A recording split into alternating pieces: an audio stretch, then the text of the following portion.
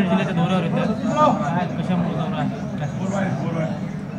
निवडणुका झाल्यानंतर अनेकदा गरज सरो आणि वैद्य बरो त्याप्रमाणे जनतेला वाऱ्यावर सोडलं जातं।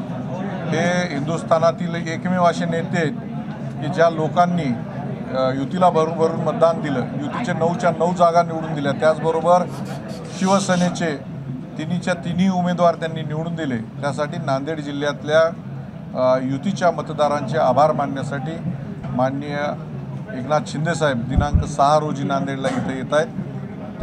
त्यांच्या या दौऱ्याच्या निमित्तानं किमान 50,000 लाडक्या बहिणी, शेतकरी, युवक या दौऱ्याच्या निमित्तानं नवा मोंढा मैदान नांदेड इथं उपस्थित राहणार आहेत। भाऊ, फक्त नांदेड दौरा असणार आहे एकनाथ शिंदे साहेबांचा का विविध ठिकाणी असा आभार दौरे होणार? नाही, त्यांनी पूर्ण महाराष्ट्रामध्ये हा दौरा चालू केलेला आहे। यापूर्वी आपण बघितलं की जालना इथं मराठवाड्यातली मोठी सभा, किमान 50,000 लोकांची सभा झालेली आहे आणि उत्स्फूर्त प्रतिसाद लोकांचा आहे। त्यांच्या चेहऱ्याकडे बघून युतीला जे भरघोस मतदान झालेलं आहे त्याच्यामध्ये माननीय शिंदे साहेबांचा अतिशय मोलाचा वाटा आहे आणि त्यांची एक भावना आहे की ज्या लोकांनी आम्हाला एवढ्या मतांनी निवडून दिलं त्यांचा आभार मानायला गेलं पाहिजे आणि त्या भावनेपोटी प्रत्येक जिल्ह्यामध्ये ते स्वतः फिरत आहेत। भाऊ, स्थानिक स्वराज्य संस्था स्वबळावर लढण्याचे स्पष्ट संकेत अशोक चव्हाण यांनी दिलेले आहेत। वेगवेगळ्या ज्यांच्या सभा आहेत किंवा जे पक्षप्रमुख त्या ठिकाणी हे सातत्याने बोलत आहेत। नाही, माझी चव्हाण साहेबांना विनंती आहे, ते युतीतले आता ज्येष्ठ नेते आहेत आणि मागील 40 वर्षापासून शिवसेना, भाजप, पूर्वी आम्ही दोघं होतो, आता राष्ट्रवादी पक्षही बरोबर आलेला आहे। हातात हात घालून आम्ही निवडणुका एकत्र लढवलेल्या आहेत। जेव्हा आमची निवडणूक असते तेव्हा आम्ही युती करतो आणि जेव्हा कार्यकर्त्यांची निवडणूक असते त्यावेळेस आम्ही स्वबळाची भाषा करतो। अशी जर भाषा केली तर कार्यकर्ते तुम्हाला माफ करणार नाही, कारण कार्यकर्त्यांमध्ये घराघरामध्ये भांडणं लावायचे आणि त्याच्यावरती फूट पडायची अशा पद्धतीचे उद्योग होतील।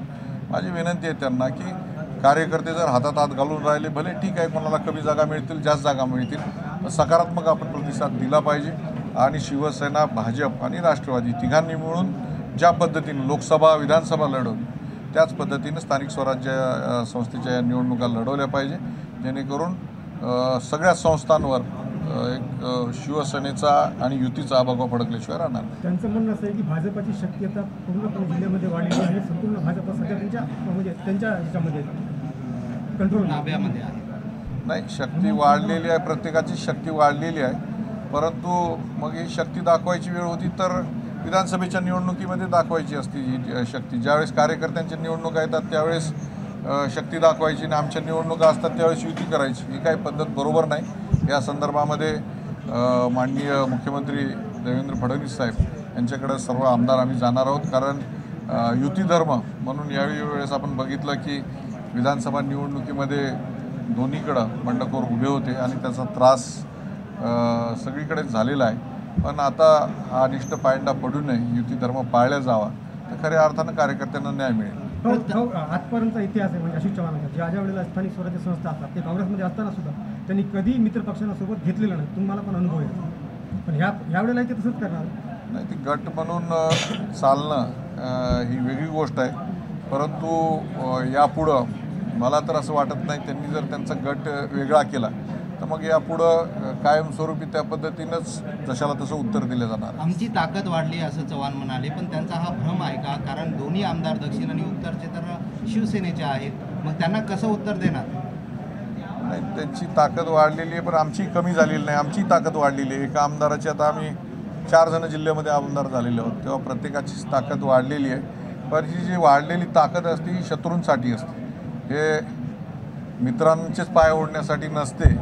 आता राजकारणातले सिनियर मोस्ट नेते आहेत, ज्येष्ठ नेते आहेत, त्यांनी त्या काही गोष्टी समजून घेतल्या पाहिजे, कारण त्यांनी कालच्या निवडणुकीमध्ये अनुभव घेतला। महाराष्ट्राचे नेते असताना सुद्धा त्यांना एका मतदारसंघात अडकून पडावं लागतं। त्यामुळं ही ताकद जी असते आमची नसते, ही जनतेची ताकद असते आणि जनता कधी कोणाला काय दिवस दाखवेल हे सांगता येत नाही।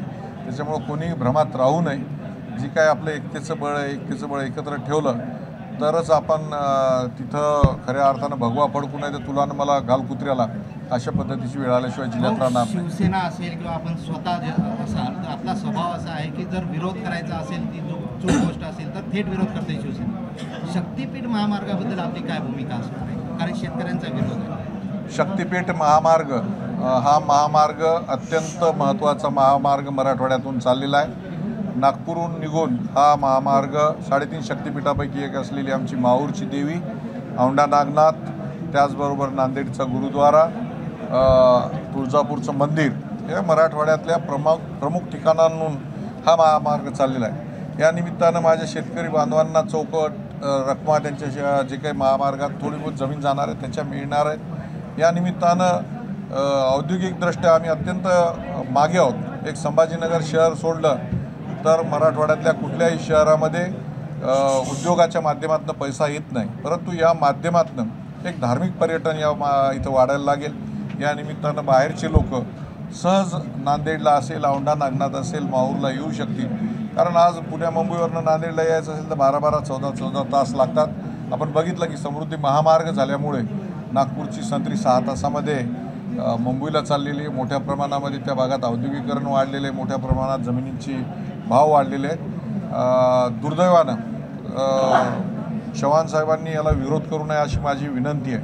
कारण जे आत्तापर्यंत विरोध करत होते ते मराठवाडा द्वेष्टे लोक होते आणि त्या यादीमध्ये त्यांनी जाऊन बसू नये.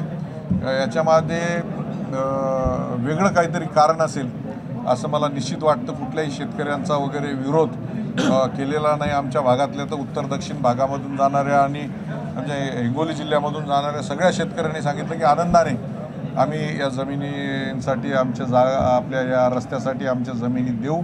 त्यामुळं हा जो विरोध आहे हा राजकीय विरोध करून मला वाटतं स्वतःची काही पोळी भाजून घेण्यात येऊ शकते का अशा पद्धतीचा विरोध मला वाटतो. स्थानिक स्वराज्य संस्था